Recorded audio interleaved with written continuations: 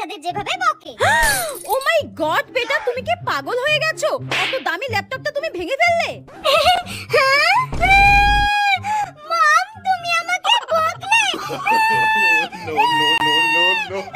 I am so sorry বেটা, please don't Cry. I am so sorry. একটা সামান্য ল্যাপটপের জন্য আমি তোমার উপরে বেশি জোরে চিৎকার করে ফেলেছি বেটা, সো সরি। আমি সত্যিই বুঝতে পারিনি। ড্যাডি আসুক, সব বলে দেবো আমি।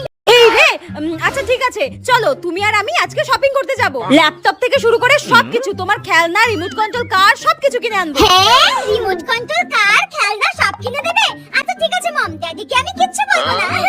আমার মা যেভাবে বকে।